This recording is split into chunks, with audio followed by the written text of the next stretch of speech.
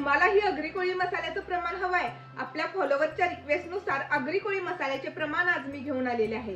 1 kilo मिरचीच्या प्रमाणात आगरी कोळी मसाल्याचे अचूक प्रमाण आपण पाहणार आहोत। त्यासाठी 4 प्रकारच्या मिरच्या असणं अतिशय महत्त्वाचं आहे।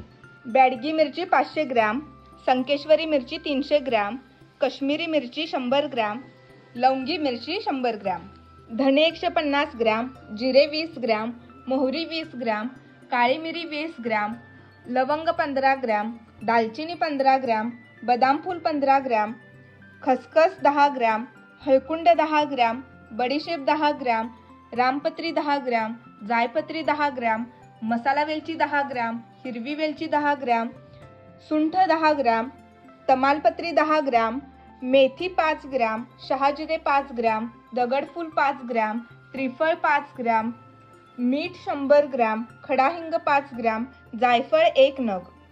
या सर्व साहित्यापासून बनतो झणझणीत आणि उत्कृष्ट चवीचा आगरी कोळी मसाला। या सर्व साहित्यापासून आगरी कोळी मसाला कसा बनवायचा? या मिरच्या कडक उन्हामध्ये वाळवून घ्यायच्या, त्याचे संपूर्ण देठ काढायचे। त्यानंतर प्रत्येक खडा मसाला हा सेपरेट भाजून घ्यायचा। यात तेलाचा वापर न करता हे मसाले कोरडेच भाजून घ्यायचे।